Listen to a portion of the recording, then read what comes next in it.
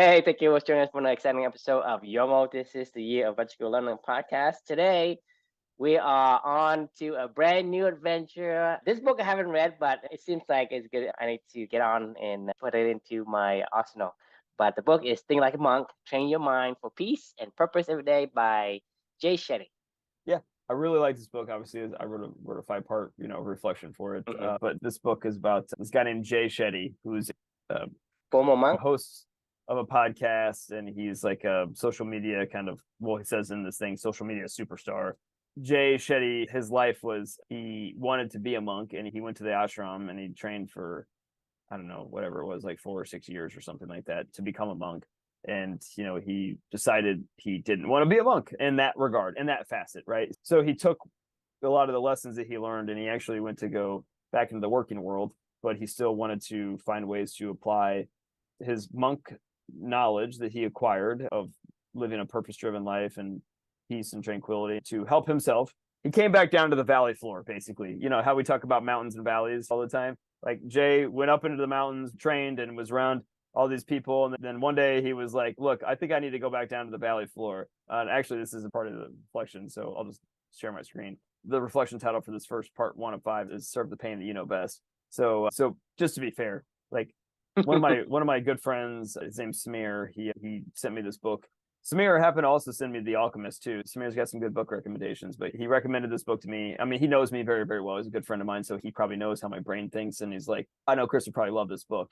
This particular book was one that he sent me. And honestly, it sat on my anti-library shelf for a really long time, probably a couple of years. I just saw the title of it. And I was like, Think Like a Monk. And then it says social media superstar and #1 podcast host of On Purpose, and I was like, my bullshit meter went up immediately. And I was like, this is crap. I mean, if you want to live a purpose-driven life, I'm a big believer personally of if you're people shouldn't know that you're living a purpose-driven life. You do, like, you're living a purpose-driven life produces maybe some meaningful byproducts potentially that other people can consume. But like, it's not about like, people don't walk around there living a purpose-driven life going, I'm living a purpose-driven life. That's not how that works, right? When people are living a purpose-driven life, they're just living a purpose-driven life, and you don't really even know it. Sometimes they don't know it themselves. Busy doing the thing that they need to Exactly. do versus, hey, I'm thinking about being living a purposeful life. Because if you think about that, you're not doing it. Exactly. So like when I read this stuff, when I heard about this guy, when I investigated him on social media, I was like, oh God. It was almost like one of those Wim Hof methods for me where I was like, oh God, this guy lives a purpose-driven life of cold and breathing, and he's going to teach me how to change my world, or something like that. And once I investigated and learned more about Wim Hof and his story, it obviously opened my eyes to go, oh, this guy, there's a reason why he's doing what he's doing, but it had nothing to do with the first 25, 30 years of him exploring this stuff. He was just living a purpose-driven life and wanted to find a way to share the elixir, I guess, a little bit. So he started doing crazy, wild stunts, right? Well, Jay Shetty is kind of in that world, right? So I read the book. Loved it. It was fantastic. And it answered this timeless question for me of what would it look like? Because I've always wondered this. You and I've talked about this a million times. It's like, what would a monk look like living, dressing like everybody else, back down on the valley floor and working at Deloitte or Accenture or a high-tech company like I work at or something like that? What would it be like to work with a monk on the Zoom call that you're on? Jay's a monk, and you're like, what does that even fucking mean? I don't even it blows my mind to even think about, like, I'm talking to our chief revenue officer or something like that. And he's like, yeah, no, I was a monk for like 6 years and, lived in an ashram and, and you're like, this does not compute, right? It's what happened, I've always wondered, like, what does like a monk walking amongst us kind of look like? Because they get so protected and they're in their little mountains and they are all in their own little cliques and everything. Well, actually, when Jay was trying to leave the ashram after all those years that he had dedicated to living this life, that he wanted to live and he was exploring, and he still wanted to live it because he still found a ton of value in it. He asked one of his teachers, and the guy said to him, hey, he was thinking about hanging up his robes. He talked to the teacher and he goes, his mentor or whatever in the ashram goes, hey, some people go to university and apply what they learned and become a teacher, and some people leave and apply what they learned to become an entrepreneur. And he's like, which one's better? And Jay was like, neither, and he was like, exactly. He was like, so take your lessons you've learned from being a monk and go do what you want to do with that, and into the world you want to live it in and fulfill your own purpose. And Jay was like, okay, I'm going to go do that. So he went back he worked at Accenture, ironically, which is a competitor to the company that I work at. My boss used to work at Accenture, and this guy ended up ultimately becoming the in-house monk for Accenture. So he would help people with their own purpose. He would give just on the side. He wasn't doing this as his job. He would naturally offer these services to people and help them to figure out and discover who they want to be and teach them about meditation and living a purpose-driven life. And like he became this, taking what he learned in the ashram and applying it into the real world and was helping people. And he was like, you know what, I want to keep helping people. So that was how he ended up starting his podcast. That was how he ended up doing stuff, posting stuff on social media and doing his own little experiments. And that's how this book ended up coming to be into reality, right? So Jay, at the end of the day, after a little bit of investigation, I think he really does have his soul in the game. I think he still is a monk, just trying to be a monk living amongst us and down on the valley floor and figuring out how he can take his monk ideologies and apply it into the valley and mix it up with the people versus being secluded in academia land, right? How do I go be a historian in real life, not just in academia? Or how do I be a physicist in real life, not just in academia, right? It's like Richard Feynman walking into the real world versus being in the, like Richard Feynman hated academia, right? He would pop into the real world because that's what he cared about. And he would apply his physics knowledge into that domain. And that's how he became who we know him to be, right? So anyway, I say all this stuff to set the stage as to why this book was impactful for me in general. My first reflection I'm going to start off with is the thing that I probably learned the most from with this book was the idea of serving the pain that you know best. A lot of people want to live a purpose-driven life. It's a catch-22. It's a little double-edged sword. I'm a firm believer that a lot of time people find their purpose through pain. You're also a firm believer, and that doesn't have to be the case, right? And we, I've been arguing about this. This has probably been the number one unresolved issue between you and I in the past 2.5 years, almost 3 years now. That I mean, really, would you agree? This is probably like the number one thing that you. I'm a firm believer in like the non-pain methodology. So I don't seek pain. I avoid pain at all costs. But that doesn't mean that I cannot endure the pain, because once I found something that I can fulfill my purpose, I can endure them, but I will avoid them. I will never search pain. If the pain is there, I will like veer away as fast as I can. I don't advocate anyone searching for pain. Pain will come, and if you can dodge it. But just like the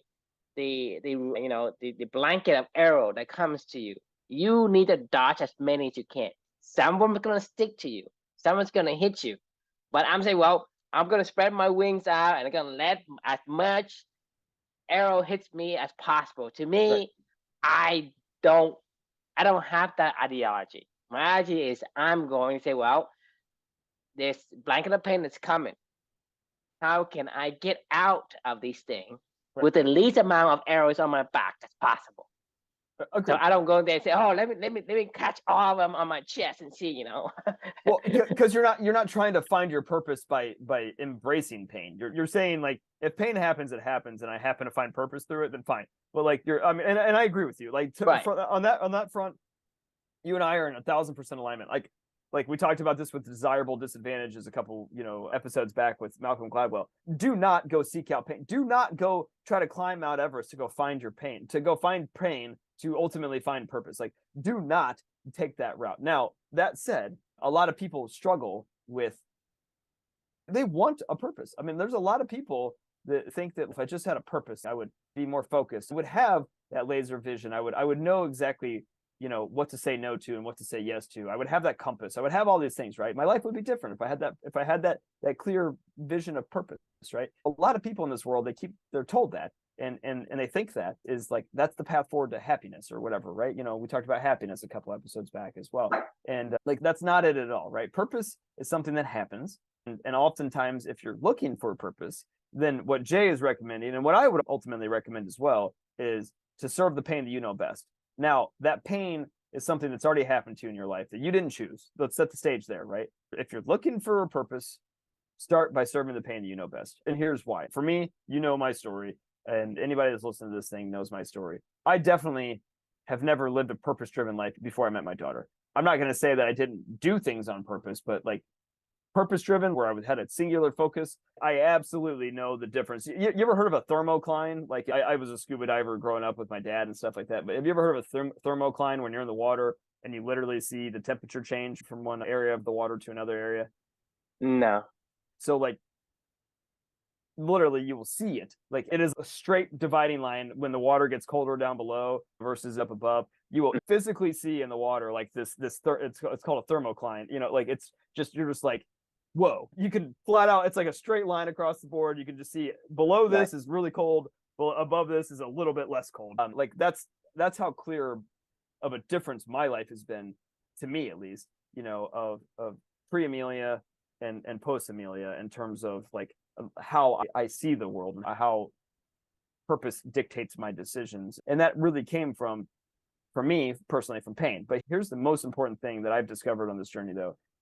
For the longest time, and you've known me now since that moment happened. You met me at that thermocline, right? Like you didn't know me before. So you met me at that thermocline, and then you've seen, me continue to explore in that thermocline, right? I guess at that point in time.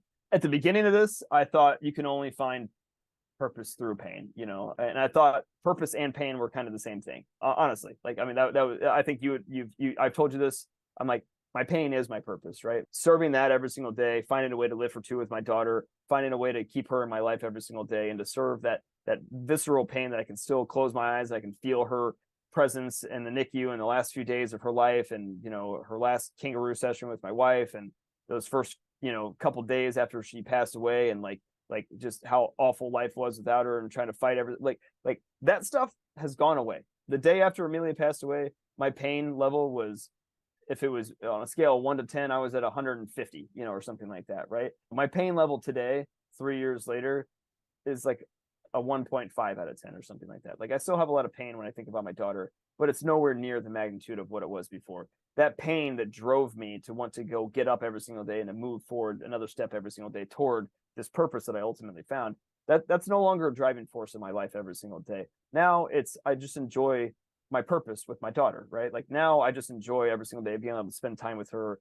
doing the stuff that we love together, to have these kind of conversations with you. I didn't come up here at 8:30 at night to go, I'm in pain, I'm gonna go talk to True. Early on, when I went to go take a run every morning or whatever with my daughter, it was pain was the one that was pushing me out the door. That isn't what pushes me out the door anymore, right? It's love and service at this point in time. And it's love for my daughter and it's service. So that has been the biggest personal shift for me. Pain and purpose are not the same thing. I used to think they were, they're not. Like pain is one thing, purpose is another thing. Pain is not purpose and purpose is not pain. Pain can help you to find purpose, but like that is not what will sustain purpose. Purpose sustains itself because it's rooted in love and service, is my personal opinion at this point in time. That was the initial reflection that I wanted to share with this, kicking off this journey with Jay and living a life of purpose. So, sir, if you're looking for purpose, start with serving the pain that you know best. It is not your purpose, but you can find your purpose. And once you find your purpose, that purpose is usually rooted in service and love, and serve that going forward, because that's sustainable. If pain is not sustainable for forever, eventually your pain will subside. What do you think? So let me ask you a question then. What do you mean by serving? I had no other choice in my mind, in my life. And I say this like in all seriousness. I don't know how to describe this other than this. Every day after Amelia passed away, all I had to do was think about what she showed me, and her courage and her strength, and how much pain that I was in not having her in my life, and everything that we were missing out on. I was like, I got to keep going forward. Like every single day. That's all I could think about for 95% of the day, is like, take another step for my daughter, take another step for my daughter, take another step for my daughter. At some point in time, learning, my imagination coming back, my creativity coming back, figuring out what living for two was, writing through this whole entire process. If I'm just looking back now retroactively, it was probably about a little over a year after she passed away, where that isn't what drove me every single day. It was just the love. It was living for two that was driving me every single day. It was the purpose that I found, and it was loving the time with my daughter versus that pain forcing me to take the next step forward. You know what I mean? Does that make sense? Is that what you're asking? I think that's why I'm confused, because to me, if I had to put it in my word, is I am trying to soothe the pain with the things that I do. I'm not making it more prominent in my head. I'm not making it grow. I'm soothing the pain. The pain is there. It's not like you choose it. You just got inflicted on you by this atomic bomb, and you have the pain, and you are finding all of the ways to soothe that pain. And in whatever you did was to say, how can I cope with this pain? It is too painful. Yeah, But if I can, well, you don't serve the pain. no, you do. You're dedicated to the pain like that. I was No, you're dedicated soothing to it. I think that's the wording is confusing me because if you say, hey, I need to focus on this pain, no, you don't focus on pain. The pain is going to make you focus anyway, right? And so my perspective, it is pain, it is causing so much heartaches that you cannot stand to do anything other than having this focus. Your activity, whatever you did, was to lessen the focus on that pain, to give you some relief from this no, that's not it. It wasn't to give me relief from the pain. Like that wasn't why I was doing But it. the thing is, I'm saying I think you and I may have a different wording on this thing, but we may look at it the same thing, because to me is you're not intentionally say, hey, I have forgot about the pain, now I want to go back and then I think about that again. You're not doing you do that. You just don't do that. It was the only thing that was on my brain. The only thing on your brain. It's not like I choose to focus on the pain. When I hear you say serving the pain, you say, well, I forgot it for 2 seconds. No, I gotta go back and focus on it. To me, you're not doing that. You got to look at this in phases. The first phase of this is probably more, I don't know if soothing is the right word, relentless attention toward pain, right? It's not up to you. Right.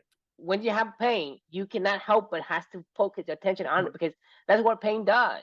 Pain until you have it under control, though, too, or to some level. Like I'm talking about uncontrollable. That makes no sense to me. Well, but there's uncontrollable pain where it's fresh, it's raw, it hurts so bad that that's all that you can, like, it clouds everything. There is no light breaking through the clouds, right? It's just pure clouds, right? Eventually, when you keep fighting the pain, eventually when a couple rays break through that cloud, then you see those rays, you latch onto those rays, right? And eventually it opens up more and more and more. And then you go, I'm going to serve that ray that's coming through that pain, right? And then eventually all the clouds clear minus a couple rain clouds here and there, right? And then you're like, well, I don't need to latch onto that one ray. I got a whole thing of sunshine up here. I don't need to anchor on this dark cloud over my head. I can anchor on anything at this point in time. But you're not anchored on anything. Whatever you did was to try to avoid the pain, to lessen the pain. You're not intensifying the pain. No, it's not avoiding anything. It was running right at it. It was like embracing it. It was literally not. I mean, to me, it doesn't make sense at all. Just imagine I put my hand on a hot stove and I say, I'm gonna put my fucking hand on the hot stove until I can't feel it anymore. I didn't say going back. No, that's what I'm hearing you saying. To me, your hands throbbing. You can't we're talking post pain. I'm talking your hands throbbing every single minute of every single, and you're just like, I'm just looking at my hands. You imagine that. Right. I put my hand on the stove and have this 3rd-degree burn. Right. I am trying to wrap my hand up. The pain is there. Whether I look at it or not, I will see the pain. You can't avoid it. My hand is burned almost to its crisp. The reason why I'm looking at it, not because I want to focus on the pain, is because I'm trying to figure out how I can help it lessen the pain. I can close my eyes and look away, but because it's so painful, it's going to be there. If I don't look at it, it is going to be there longer than I would want to. So I have to look at it because the pain's there anyway, to wrap it up, to put on oil, to whatever. So you saying, yes, I am looking at it, I'm paying attention to my hand, but that wasn't the reason why I am looking at the pain. I'm looking at the pain to figure other ways so that eventually if my hand's going to heal and get better.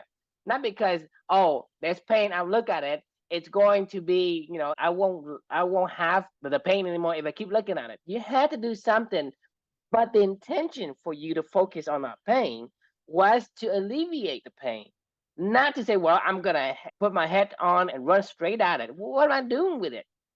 So to me, it doesn't make sense in the regards of, hey, I'm focusing on my pain, and so I'm not focusing on my pain because my pain, I don't need to focus on it. I can look away, even I've, you can't. I can look away. I can do whatever. It's still going to say, hey, my hand is dropping. It is hurting like hell, right? So I can imagine you looking at your daughter like that.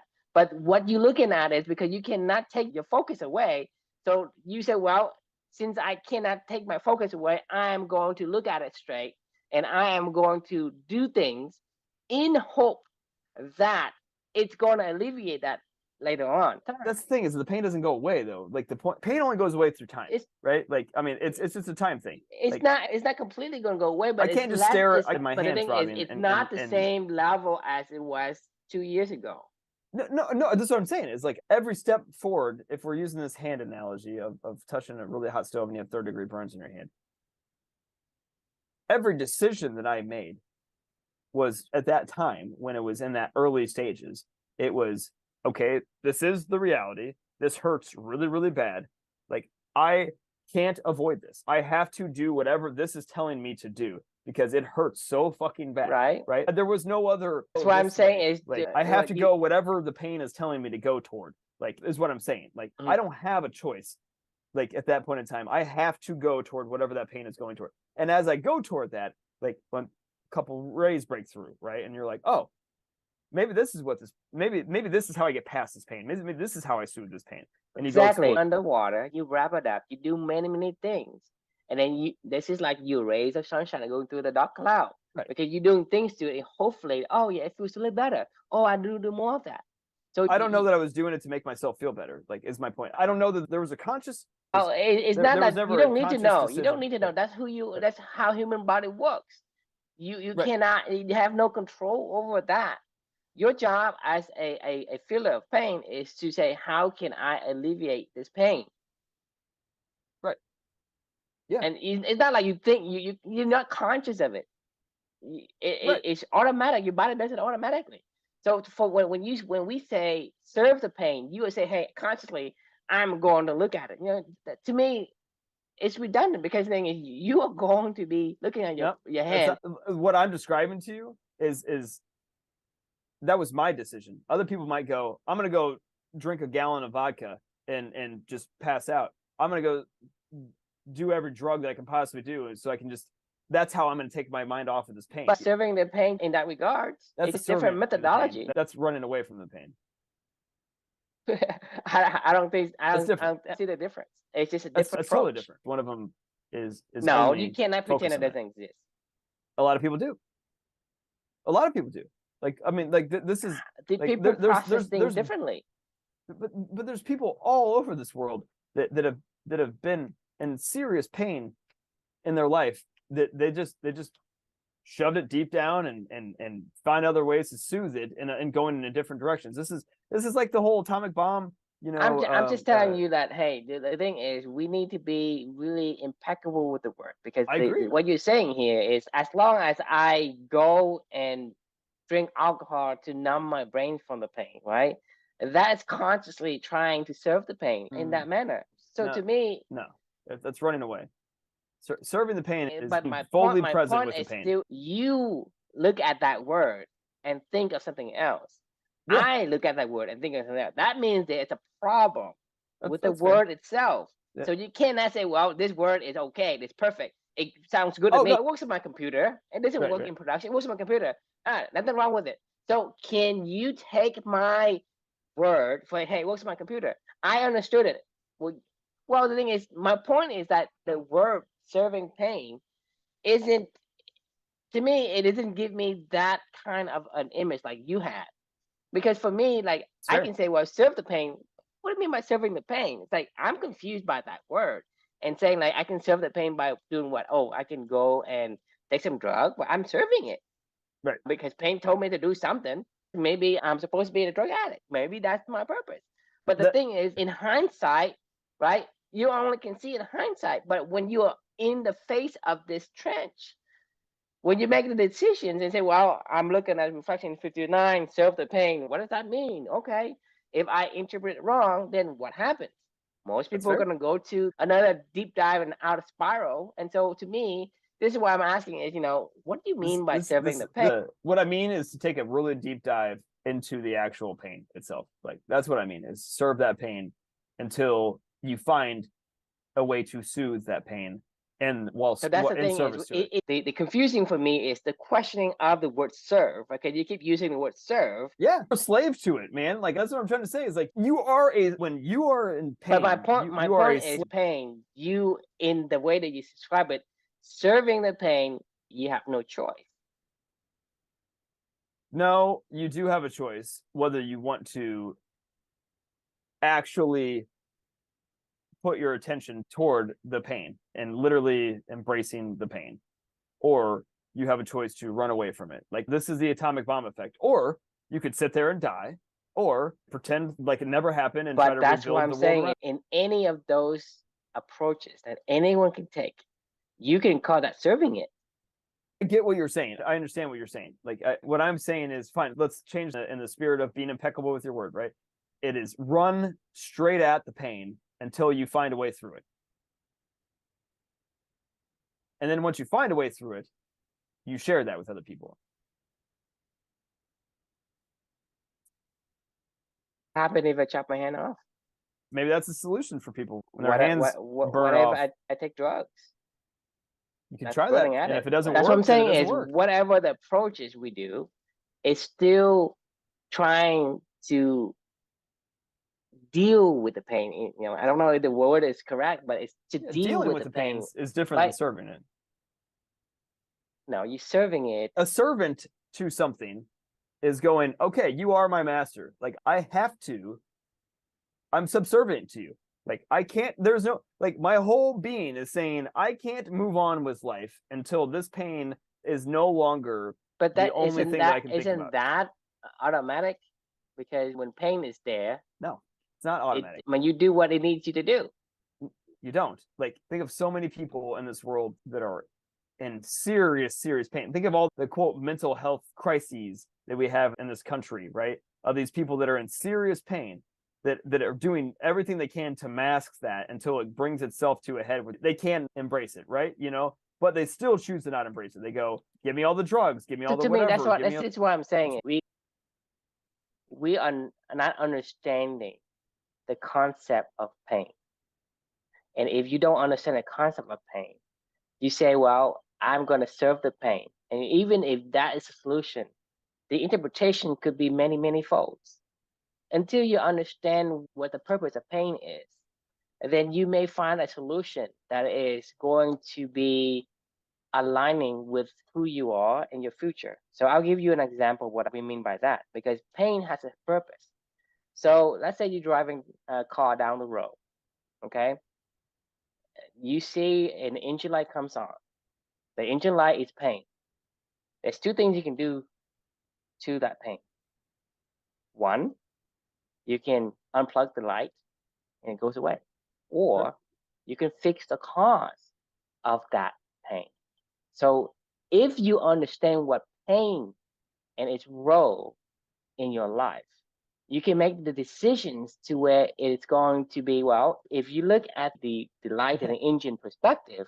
But it might take you 3 years to figure out, like, you might have to go watch 900 million YouTube videos and go to, this is exactly my point, is what you just said is if you really want to solve the problem, you have to run right the fuck at whatever that check engine light is, and you got to go learn, you got to go grow, you got to go, explore, you got to go figure out all these things. You got to go to school, you got to go find other people that understand the stuff, you got to go read. But that's what I'm saying is things. All of that thing that we say, the reflection title doesn't say that.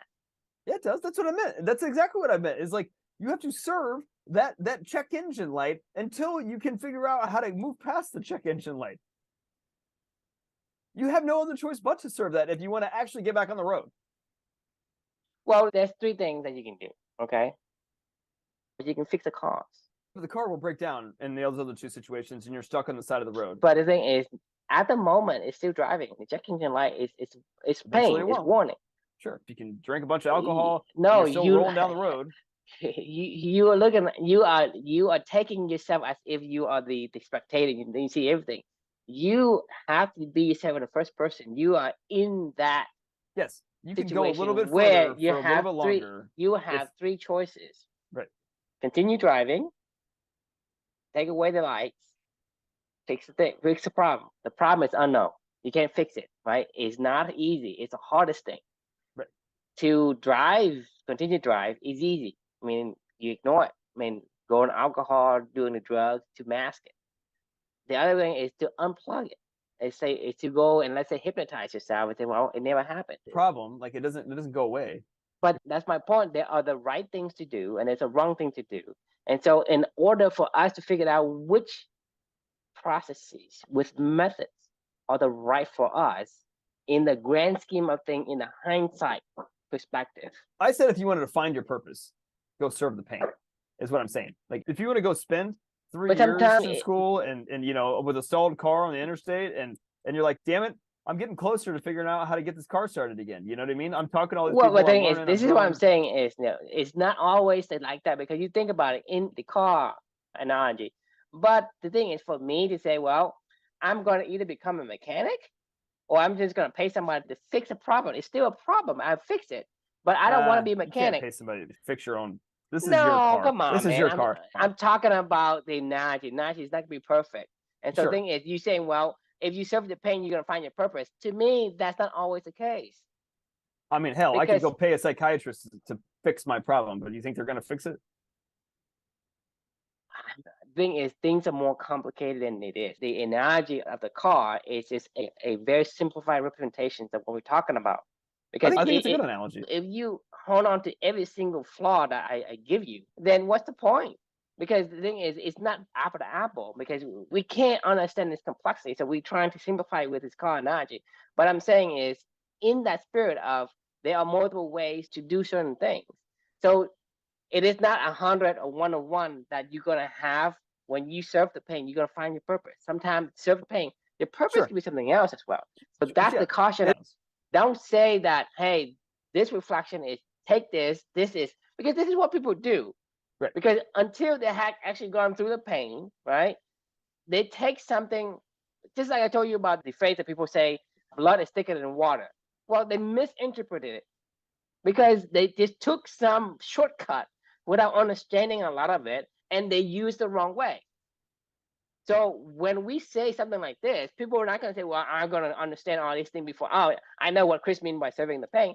Because then if people are going to take it as is, oh, serve the pain, okay. So well, hang on. Let's pump the brakes really fast on this, because like what I'm saying here is a lot of people think that the answer to their problems of life is, if I just had a purpose, then I would have that clarity of what I want to do in this world, right? That's what I'm trying to get at. These people that are seeking a purpose. I'm not saying go seek a purpose necessarily. I'm saying that if you think that you need a purpose in your life, I'm saying that if you want to start somewhere, start by looking at the things that have been the most painful for you, and that will be the problems that are the problems in your life that you cannot avoid. You will have to put everything that you have into that. You'll have to put every resource you have into solving that problem. And by doing that, you will then come out of it on the other side of it going, damn, okay, I think what I know what I can do to help other people, and that's what, when you, let's say you have a pain, you're going to have to serve it, right? Quote unquote, serve it, whatever that means. You're going to have to serve it. And you may or may not find your purpose after you finish serving it. Correct. Yes. That's something you got to be clear. I'm not saying, I don't want people to understand that, hey, the thing is, I'm going to serve my pain. See, you don't have a choice, dude. You're going to serve your pain whether or not you want to, because the pain is there. And the second thing is, if you're talking about people who wants to have a purpose, it's not like they have a pain for them to serve. So that means to me, it's like, don't go and latch onto these reflections and say, well, I create my own pain so I can find my purpose. We're doing it the wrong way if you're doing that way. This is really important, is you can discover your purpose by working through your pain, but they are not the same. You may discover your purpose. You may discover, right. You can, you may, whatever word you want to say. But purpose is not pain, and pain is not purpose. Like they're not the same. A check engine light is pain, but it's not the one that causes the pain. If you want to fix the check engine light, you got to find the root cause of what causes the check engine light. So it's not the same thing. And so in order for people to understand what we're saying, because the thing is, if we keep saying these things, right, and later on, like let's say 5 years from now, 10 years from now, people take this without the context of it, we become the same people that goes out there and say all the guru out there say, hey, this two fucking guy telling me to do this, and there's a bunch of bullshit. Right. I agree with you. I am not saying, to be crystal clear, I am not saying that you will find purpose if you serve your pain. There's all different levels of pain. There's all different levels of suffering. This is why who knows what ways break through. I'm saying that if you want to, this could be a place to start for you. That's why I'm saying it's because it's not really a high probability of a chance for you to find pain. For me, I may not even want to put it out there because it depends on, in my opinion, personally, this is my unscientific opinion. Of course. And that's the point of science, right? It's trial and error and experimentation. It is based off of my experiences. Okay, but that doesn't mean that other people will be the same because they are not you. I agree with that. I am not saying, like we said at the beginning of this whole thing, do not go seek out pain, right? So to hope to find purpose. Like, that is not what anybody should ever do, ever. If pain happens to come to your doorstep and an atomic bomb drops into your city, like, there could be an opportunity to take that pain and ultimately transform it into a purpose, but they are not the same. Right. And so this is the thing that I'm saying is, I don't care if I have found the formula that worked for me 100% of the time. I can only say I did this and it works for me. I don't even know that I want to say the word works. Like I'm saying, the scenario I'm laying out to you that I have scientifically proven I did this and this is what happened. 100% of the time, this is what happened. A lot of these things, it's just our opinions. This is what happens to us, and this is what we did, and this is the result. So you may take some inspirations and some leads to maybe take and understand your perspective, because whatever, like I said, if I were able to prove to myself and experiment and repeat it 100 times, and out of 100 times, the result comes exactly to be expected, even then, I can not even tell you this is the way to do it, okay? Because that works for me, right? And I am different than you. So a lot of time when we say, hey, serve your pain, and say, oh, I serve my pain, and I found my purpose. It's not like, hey, you go serve your pain too. I agree. You may. It's up to you to do that. The thing is, later on, because we're gonna have 365 of these, 400 of these things, and people are gonna look one of these things and say, "Wow, I'm gonna serve my pain," and then they take this thing out of context. Most people, because of if you understand it, but you cannot tell me to understand it, then chances are some people who are not you may misinterpret just like I did. I agree with you. We talked about this recently with the whole desirable disadvantages of, like, pain. You do not want it. Like, nobody wants pain. So those people that tell you, like, go seek out failures and go do all this other stuff, don't do that. Stuff just is going to happen to you. Like, you're going to fail. Like, there's going to be bad things that happen to you in life.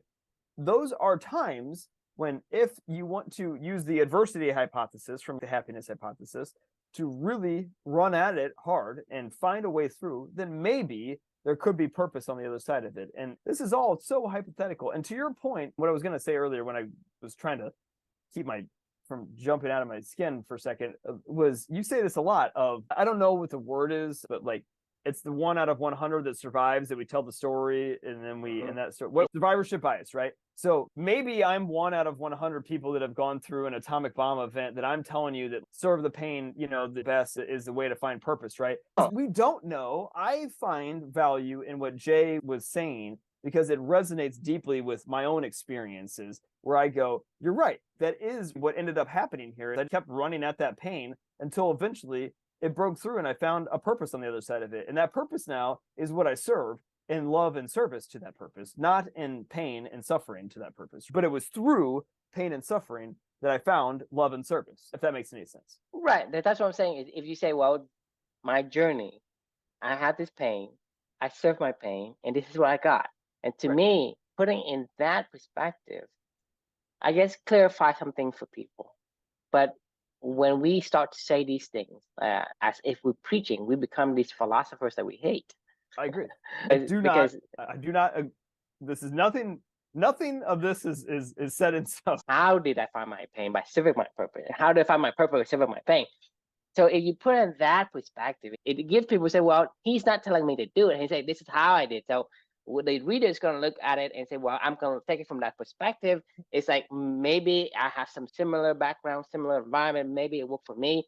I'm going to try, but I'm not going to say, well, I'm going to do this and I'm going to curse this guy's out. Say this guy's a bunch of BS, a bunch of philosopher, but a hypocrite, because they say they hate philosopher. Now they're preaching to me to, hey, go and, focus on pain and go find pain and go, to me, that disservice I agree. to the generations after. Do you remember when I, describe, I've told you this before, but like my describing my life before my daughter and everything that we went through, probably the biggest painful event that I went through was not being able to find people to play tennis with enough, you know, like, so like there's obviously severity levels of pain in your life, right? You know what I mean? So like if you said go and serve, let's serve that pain. Right. So what happened? That's what I'm saying is solve the problem. Right? No, I just want to fucking play tennis. Right, exactly. I don't want to be. I don't want to connect like, no one. I don't want to serve no like connectors. That's what I'm saying is serving the pain doesn't mean that you can find your purpose. Purpose is not to be a tennis player connector for the rest of my life. Right, you are a tennis player, right? Right. So like to your point, like I've made this crystal clear too, through this whole journey of I'm still on the fence as to whether purpose is a good thing or not. Like in my opinion, I'd rather go back to serving if my most painful thing is trying to find a tennis player to play against, like I'd rather do that for the rest of my life, to be honest with you. Like, I mean, I like, if that means that I don't have this conversation with you right now, and we're not. What I'm saying is purpose is something that you. I don't know that that's the truth. So I mean, because you think about it, yes, the price you pay for you to find your purpose, it is steep. But I'm saying is you are the ones that happens to have the atomic bomb. Not everybody's gonna have the atomic bomb. There's people that have a worse atomic bomb than me. Like, I mean, right? Like I say, it's not everyone. So you can't say that, hey, we don't need a purpose, or a purpose is not worth it. Yes, that is for your case, because the price you pay for that purpose was too steep. Okay, and anyone can see that. But the thing is, not everyone will have the atomic bomb that you had, or that level of atomic bomb, and somebody has more, and the price they pay is But is that really a purpose? Steeper. If my level of pain, this is what I was going at with the whole service. What I'm saying is, it has nothing to do with each other. Whether you have a purpose or not, you will still feel the pain. You still have to pay for the price. I agree with that too. So there's no like the relationship between purpose and atomic bomb. So I don't know how to describe it. They are connected, but they're not. Like it. I don't know what you're saying. Connected. It's not. It's not connected. It's not a causation. My biggest pain was my daughter. My purpose is also around my daughter. Those are very much so connected. Connected by coincidence, not by causation. Agree. I don't. This will probably be the thing that I work through for the rest of my life of trying to figure this shit out, because this is all I have left to figure out. You know what I mean? This is the point of what we're talking about. I will probably keep exploring, and you and I will keep having these conversations, and we'll keep working through this together. 30 years from now, we may have a little bit more refined view. We will have a more refined view of what we're trying to say today, but like it'll have taken 30 years of learning and reading and writing and conversations and living and experimentation. As you can tell, my purpose is never ever to seek pain. You know that by now. Yeah, that's true. It's like if it comes, I would try to say, well, how can I felt the least pain? Well, it's because you've had pain, but it's because you've had pain in your life before. So think about the pain I had. It's nothing compared to yours. That's not true at all. It's all relative. Like just like people say the hot thing about hot things, right? Right. People exactly. say, I mean, like I was in pain during that time. You know, friends of mine that are struggling to conceive or something like that. You know, and they're your pain of not finding the right people to play with, like that's your pain, but it's still pain. Right. But I'm saying, but when you compare that to what you went through, it's not same. But it's not a comparison game though. Like this is the whole point of it all. Is like it doesn't have to be a comparison game, and it is threshold hits and or doesn't hit. I don't know where that hits, and I don't know that it matters. I think is if the pain that you decide to go serve, me serving my not being able to play enough tennis that I want to play, it wasn't. But that's what I'm saying is different people will be different, meaning their threshold of doing things, of the level of pain when they go start to do things is different. Your tolerance may be higher. My tolerance could be lower. right? Well, all it did was make me want to push harder to figure out the problem and The solve the thing is, problem. that's what I'm saying is your tolerance may be higher than other people, and they have a low tolerance, and you give them a steep price. Let's say I have like, $10,000 a year, and you asking for $10 billion for some kind of an accident I caused. I'm not gonna pay it. I'm not gonna work hard and pay for it. I'm just gonna say I give up. You know what I mean? But my tolerance that's on the is low. front end. Like this, What I'm what saying, we're talking about has to is, just organically happen to you. Somebody has to say, "Hey, you owe me $10 billion," and you're like, "How the fuck do I owe you $10 billion? I make $10,000." And you're like, "I don't care. You got to pay me $10 billion," and you're like, or you die, or your family's dead or something, Right. You see what I'm saying? Right. Because the thing is, the tolerance of a person is different. So the level of tolerance for the pain is also different. That's what I'm saying. It is hard to go out here and say, well, serve the pain that know your best, period, or exclamation. I agree. I appreciate your perspective on these conversations. That's why we do this stuff, right? This is a very fine line conversation. Like Jay Shetty's pain. You know what Jay Shetty's biggest pain was? There was something about his parents or something like that. But really his biggest pain was, I don't want to be in the ashram.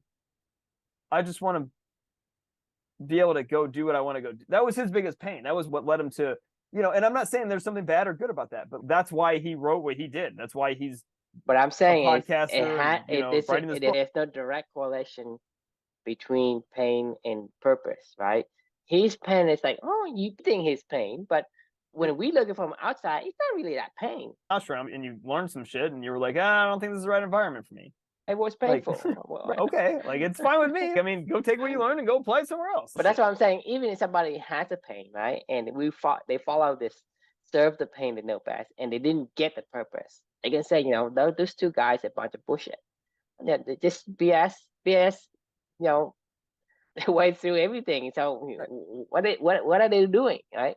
So that's what I'm saying is, it's, if I don't see what you see, then it's very delicate, and it need to be kind of like clarified. Hey, look, this is not in a unique situation that Chris went through, and this is what he did, and this is what he found, right? If you can take inspiration from that, great. If you can't, no big deal. Correct. Same thing with Jay Shetty, right? He went through a unique situation, and this is what he found, and this is what he's sharing. I resonated with him, and some people who won't. I mean, and that's okay. But that's the point. It's like, because if you share similarities in terms of your. And the final question is, where did you start your search for? Where did you start when beginning your search for purpose? Right? Like it could have been somewhere else. Maybe it was pain. Maybe Jay and I were in pain. Like maybe other people, it was something else that kickstarted that. I don't know. This is the central question that you and I don't know that either one of us have figured out this answer. If not pain, then what? Is that I don't think, because these things are too far out for us, and there are so many variables that can create different destination, different results. Sure. So that's what I'm saying is, in our perspective, in our opinions, in our situation, is as long as you follow the footprint, you don't know where it's going to get you, but you're going to be generally where you're supposed to be. Like I say, if you say that I enjoy doing something because that my body feels the level of enjoyment because I was made that way, then you do those things, and eventually it's gonna give you a higher chance of finding the purpose that fulfills you. Because if I'm a beaver and I do the water, because I love water, right? Because I have waterproof pelt and waterproof paddle, right? I enjoy that more. I excel that more. So I stay in there rather than going to a lion pride, climbing on rocks or whatever, and trying to be this lion. So but the first beavers that found damming, how'd they find that? It is to follow the affinity, meaning, hey, I stumble on something. I'm just wondering, because this is what people do. We are explore, and we're going to find things and say, oh, I like this, or I like cake, oh, I like frogs, or I like whatever. Then I say, well, I don't like frogs, so I'm gonna stop chasing the frog. I'm gonna go chase a cake. And chase a cake, maybe there's more. Maybe I like cookies better. Right. It's similar, like cake may be similar to cookies, and I follow that trail, and eventually say, well, I like this more. So basically, you gotta get to the next step, and the next step, and the next step, and kind of evaluate. The first beavers that decided to dam, why did they do it? They are born that way. Disagree. Why? They probably ran out of water. I don't know. They were probably in a lot of pain. They didn't know what to do. So they were worried there was some drought that happened or something like that. And they're like, you know what? If we just like plug up this river and we make sure that we can have water here sustainable for our family or whatever, like that's why we're going to do this. And that dam probably exploded. And they're like, we got to get better at this. And then they taught their kids, and all the other beavers were like, this is what we do. Like when the new beavers are born, then they're like, oh, we just go dam. You know, they probably have no reason. They probably have no idea why they're damming. They just dam because that's what, beavers have always done. But like at the end of the day, there was some beaver had to start damming at the beginning. It wasn't like they were just born dammers. You know what I mean? So the thing is, that's what I'm saying is the first beaver, they are solving a pain. But because that pain, it's not like they go and they look for, hey, I have this water dam over here. I don't want it. I'm gonna go over there to the desolated place. So that's what I'm saying is, if there's water there, then yeah. But if there's no water, that means that it wasn't my choosing that there's no water. Then I have to figure it out. And that's what I'm saying is, you're gonna have to figure out whether you want to or not. Problems. You have to solve that pain problem. So my point is not different than before. It's like pain's gonna come because that's just things that are gonna happen. It's outside your control. And when it comes, you can't really ignore it. You're gonna have to find a way to solve it, and you're gonna have to endure the pain and figure out how to solve that problem. But if there is water there, and happen to be liking water, I'm not gonna go to another place, and I'm gonna say I'm gonna go to a place where it's hot, and I am not very good at surviving that particular environment, and I'm gonna start building dams and fixing a problem at that place. You think about it, that's just absurd. So pain is something that we can control and it will come. But I'm saying, hey, I wish it doesn't come, but if it comes, I'll deal with it. That's my philosophy. That's my own philosophy. I'm not seeking pain, but when pain comes, I am content to find ways to deal with the pain. That's what I'm saying. Is that's when you find purpose. As a blanket arrow comes to me, I'm gonna dodge as many as I can, but I know that I'm gonna get hit with the field. And that's my whole point of this whole thing, is that's when you find the purpose. That's when we say beavers must dam. But the first beaver had to figure out why they needed a dam in the first place. So they did, because they were serving the pain that they knew best. And they were like, I need water. I'm saying, I want to protect my family. My whole family got wiped out. But my point still holds. We don't have a solving of the no water problem. Could be like, let's say there's a bunch of groups of beavers. There's some group of beavers who did not build dam. Right. And that solution didn't work. And they lost their whole pride. It may work temporarily. It may work temporarily, but because it wasn't that purpose, they did not survive. They did not solve serve the pain, right? Serve the pain may bring you to a purpose. Agreed. I did not say that. I said, this is how I led myself to beavering. You know what I mean? And this is how I started damming. And I love damming. Damming is a love and service activity. But damming started because it was rooted in a painful event that led me to that. But now I love it. Like, I absolutely love damming. Like, I found that call. You know what I mean? So it's a really weird conversation. It's a weird thing because you have to understand that because there is a need for a beaver to be in the water. And because there's no water, the gene that say, hey, I need water. So it makes you go say, well, I got to figure out how to find water. And I have a need to be a parent. My daughter wasn't here, so I found a way to be a parent with her when she wasn't here, and that's all this writing and all this exploration and all these conversations. That was what it was about. It goes back to the gene that you have, right? Right. So yes, the first beaver needed to build dam, but it was the direct result of their gene needing water. Correct. So it is to be like to serve the gene they have. Right, the young generation to build dams. They say, "Hey, I have to build dams." That makes me fulfilled because the gene we had modified the gene from the parents to the child. So after they have this modify of the gene, the offspring starts to be compelled to build dams, and to build dams fulfills them because that gene say, "Okay, I'm satisfied," right? And so whatever gene that you have, they say, "Hey, I need to be doing this so that I can feel satisfied." That's what you do. And if an atomic bomb comes to you and causes you pain, deal with the pain, but don't ever go seek pain. Right. That is one thing that you and I 1000% can agree upon. and we will always agree upon the idea of desirable disadvantages and seeking pain and climbing Mount Everest for just for fuck's sake. You know, I'm okay with you climbing Mount Everest if, I don't know, if you happen to crash land on Mount Everest and you're like, oh God, like there's a storm coming and the only place I can go is up and I got to get to the top of that peak and over it to be able to get to wherever. Fine. Then fucking you climbed Mount Everest. Do what you need to do, right? You got to do what you need to do. But don't ever go and choose it, because if you choose it, it just goes against all the philosophy of my being. Say, hey, don't so do dumb. that. So dumb. It's beyond dumb. Like no beaver is gonna go, I'm gonna go destroy all of my friends and family with a water drought. You know, I want him to learn how to build advanced dams. right. Like that's just advancing these beaver species by, you know, causing them pain so they can, you know, get over it and become better. Like, well, that maybe makes me want to vomit. 1,000, right? 909 of them would die off. Then one of them say, "Yeah, we built," and then that's the one that carries through history. Say, "Oh, we should go and you know, sabotage all our families and so that we can have this." But I'm saying survivorship bias is that, because if you sabotage like 1,000 universe, 909 of them completely perish. One that survived, because when they completely perish, no one writes it, no one passes it down. The only one that passes down is the one that survived. You think about it. Yep. Who writes the fucking book? The one that still lives. I mean, 100%. Yeah, I agree. All right, we got to put a pin on this tonight. That was a fun combo, but I think let's wind this one down. So the question we can leave for everybody, that was a great conversation. Obviously, purpose is very, very delicate. So the question we can leave with you all is, where did you start when beginning your search for purpose? If you haven't, that's okay. Love to hear your thoughts.